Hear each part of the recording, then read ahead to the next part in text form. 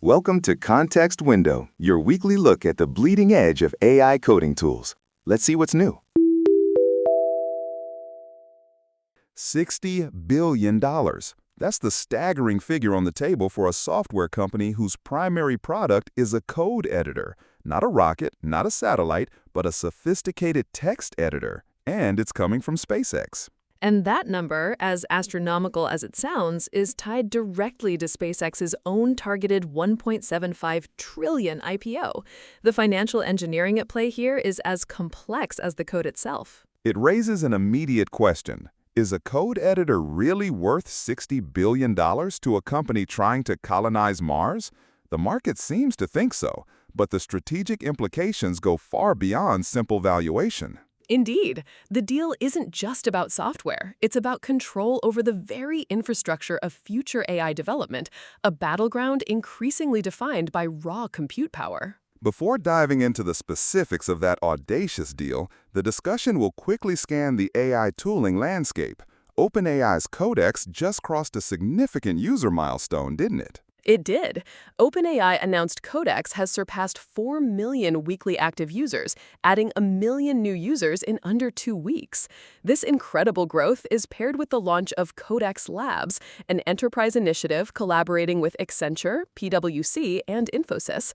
And it's notable that NVIDIA CEO Jensen Huang mandated all NVIDIA employees use Codex, powered by their new GPT 5.5 model. So it's not just about raw numbers, it's about the deep enterprise integration. PwC, for instance, is already a major ChatGPT enterprise user. This move feels less like selling a tool and more like embedding an entire workflow into the corporate backbone. Precisely. OpenAI is securing distribution channels that will establish Codex as a default for how corporate software is built, directly targeting the full software development lifecycle for Fortune 500 companies. Meanwhile, GitHub Copilot is making its own strides towards autonomy. What's new there? GitHub has rolled out agentic code review into general availability. This feature now gathers full project context and can pass suggestions directly to a coding agent to automatically fix pull requests. This is part of a broader launch of Agent HQ, a mission control interface for developers to manage multi-step tasks across their environment. So Copilot is evolving beyond a mere assistant. It's moving into the realm of an autonomous junior developer, taking on more complex tasks. This feels like a direct challenge to the smaller terminal native upstarts that have been pushing agentic workflows. That's the clear signal. Microsoft is actively demonstrating that built-in automation within existing developer ecosystems can rival or even surpass what smaller, specialized IDEs offer, especially with features like semantic code search cutting retrieval times dramatically. And Google, historically known for its fragmented AI efforts, is reportedly uniting its internal AI coding tools. That's right. Leaks and official briefings confirm Google is uniting its fragmented internal AI coding tools. Rapid advancements have been seen, but how are developers actually responding to these tools in practice? There's a new report on developer trust, isn't there? There is, and it reveals a paradox. April 2026 surveys from Stack Overflow and JetBrains show 84% of developers use AI coding tools daily, yet only 29% trust the AI-generated code enough to ship it to production without heavy manual review. Furthermore, 46% actively distrust their accuracy, and internal data suggests projects relying too heavily on unreviewed AI code see a 41% rise in bugs. So these tools are great for boilerplate, saving significant time, but they're creating a massive bottleneck at the code review stage. The vibe coding era, as some call it, seems to have hit a wall. The data indicates that indeed. The next phase of competition won't just be about speed of code generation, but about platforms that can verifiably guarantee the generated code's integrity and safety for production environments. Trust is now the critical currency. This brings the discussion back to the audacious $60 billion deal, SpaceX and Cursor, an option agreement. This isn't a straightforward acquisition, which immediately raises questions about its structure. It's anything but straightforward. On April 21st, SpaceX announced an agreement with Anysphere, Cursor's parent company, for an option to acquire Cursor outright for $60 billion later this year. If they don't exercise that option, there's a $10 billion collaboration fee for joint development. The valuation needs to be unpacked. Cursor isn't a household name for everyone, but its growth has been exponential. Phenomenal is a better word. Founded by 4 MIT dropouts, Cursor was valued at $400 million in mid-2024. By November 2025, it closed a Series D round at a $29.3 billion valuation.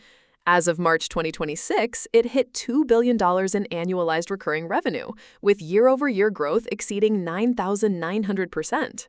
The $60 billion figure represents a 30x premium over a pending $2 billion funding round that was halted just before the SpaceX deal. So the company itself has demonstrated incredible market traction, but the option structure, as you mentioned, seems less about Cursor's internal value and more about SpaceX's immediate financial objectives. Absolutely.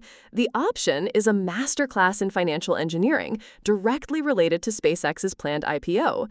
The company is aiming for a $1.75 trillion valuation. And a straight $60 billion acquisition before that IPO would be a significant hurdle. It would fundamentally alter their balance sheet. That would necessitate refiling complex SEC paperwork and almost certainly delay the IPO. By structuring it as a $10 billion partnership with a future option, Elon Musk secures exclusive access to a highly valuable AI coding asset, provides incredible narrative fuel for the IPO roadshow, and, crucially, avoids those regulatory delays. It's a strategic deferment of a massive financial commitment. So it's a way to have his cake and eat it too. Get the strategic asset and the IPO narrative without the immediate financial hit or regulatory red tape. Exactly. It's a way to broadcast intent and secure future capabilities without impacting current financial reporting needed for the IPO. Now, shifting to the core technical reason for this deal. Cursor, despite its growth, seems to have hit a ceiling, specifically around compute and memory bandwidth. That's what Cursor CEO Michael Truell has indicated. He's spoken publicly about the third era of AI coding, which he says requires autonomous agents capable of long-horizon tasks. Cursor's success has largely been as a sophisticated wrapper, routing prompts to third-party models like Anthropic's Claude and OpenAI's GPT. But to achieve superhuman, agentic performance, to build agents that can ingest 10 million lines of code and execute complex refactoring across an entire enterprise codebase, Truell admits they need raw iron. And that's where SpaceX's Colossus supercomputer enters the picture. It sounds like something out of a science fiction novel. Colossus is very real and very massive. It's operated by xAI, which merged with SpaceX in February 2026 and is located in Memphis, Tennessee. It was built in an astonishing 122 days at a former Electrolux manufacturing site. 122 days for the world's largest AI supercomputer? That's an aggressive timeline. What are its specs? Current hardware includes 200,000 liquid-cooled NVIDIA GPUs, a mix of H100s, H200s, and GB200s. Its total memory bandwidth is 194 petabytes per second, with network bandwidth per server reaching 3.6 terabytes per second. And the 2026 goal is to scale it to the equivalent compute power of 1 million NVIDIA H100 chips. That's an almost unimaginable amount of compute. So the partnership with Colossus fundamentally transforms Cursor's capabilities. It's no longer just a wrapper, it's a lab. It's a fundamental transformation. This partnership grants Cursor exclusive access to Colossus to train its own frontier models from scratch. Cursor transitions from an IDE that essentially resells API calls into a vertically integrated AI lab capable of building proprietary models specifically optimized for code generation and, critically, agentic reasoning. That's a significant strategic pivot, moving from a model-agnostic interface to owning the underlying intelligence. It allows them to bypass the very bottleneck Trellit identified. But why does a rocket company like SpaceX need a code-generating AI? It seems like a dramatic departure from their core business. It's all about vertical integration and control, especially when you consider the xAI consolidation. SpaceX absorbed xAI in February 2026 in an all-stock transaction that valued the combined entity at $1.25 trillion. This consolidated Musk's AI ambitions directly under his most successful hardware company. So it's not just SpaceX buying Cursor, it's SpaceX and xAI, creating a more integrated ecosystem. Exactly. SpaceX isn't just buying Cursor to sell software subscriptions. Financial reporting indicates SpaceX plans to utilize Cursor's advanced codebase understanding exclusively for its own highly complex, classified engineering projects. This includes Starship production software, Starlink network management, and autonomous spacecraft navigation. These are critical, highly sensitive areas where efficiency and precision are paramount. And XAI gains a massive, highly engaged distribution channel. By injecting XAI models into Cursor, the company immediately challenges the developer mindshare currently dominated by OpenAI and Anthropic. It's a direct route to widespread adoption and feedback for XAI's models. It also seems there was a precursor to this deal, a sort of journalistic proof of a long-term strategy. There was. As investigative reporting revealed, in March 2026, two key product engineering heads from Cursor, Andrew Mielek and Jason Ginsberg, quietly moved over to SpaceX. At the time, Musk publicly welcomed them to work on orbital space centers and mass drivers on the moon. In hindsight, that was the vanguard of a massive talent acquisition play, demonstrating that the integration between Cursor and SpaceX's engineering teams had been brewing for months. That kind of talent movement often signals deeper strategic alignment long before a public announcement. It almost always does. It's a clear indicator of a premeditative strategy, not an opportunistic last-minute deal. This deal could have significant ripple effects across the entire developer ecosystem, particularly regarding model agnosticism. It could fundamentally redefine it. Cursor currently thrives on allowing developers to seamlessly switch between Claude, GPT, and open-source models. The critical question now facing the industry is, if Cursor successfully trains the world's most useful models on Colossus, will they eventually deprecate Anthropic and OpenAI from their platform? If Cursor becomes a walled garden exclusively powered by XAI, that shifts the entire dynamic of the AI tooling market, from open ecosystems to vertical monopolies. And that's precisely what alarms enterprise buyers. Industry analysts note that Fortune 500 IT departments are heavily scrutinizing the implications of this deal.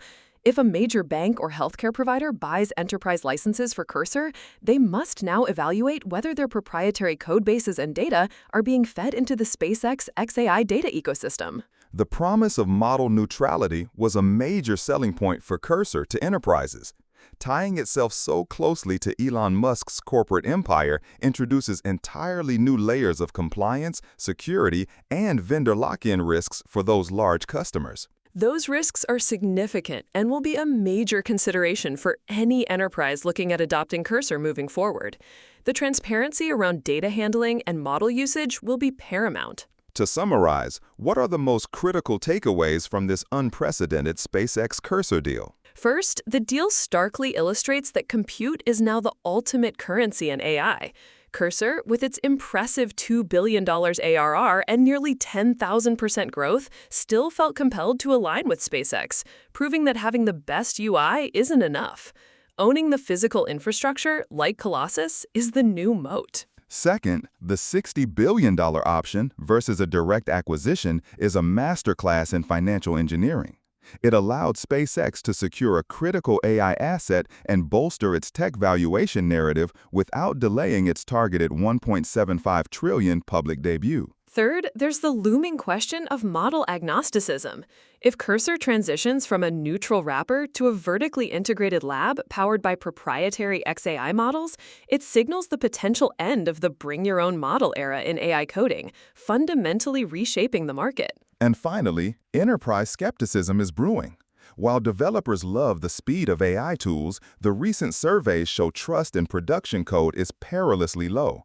This deal adds new layers of data privacy and vendor lock-in concerns for large enterprise customers, potentially complicating adoption. The verdict on this deal will ultimately hinge on whether it's a masterstroke of vertical integration, enabling SpaceX to accelerate its rocket engineering while capturing the global software development market, or a chaotic, expensive distraction. Is a code editor truly worth $60 billion to a company aiming for Mars? The underlying data suggests that if that code editor controls how the next generation of global software is written, then the answer, surprisingly, might be yes. That's all for this episode of Context Window. Join us next time for more on the AI tools shaping how we build software. If you're building with AI, subscribe.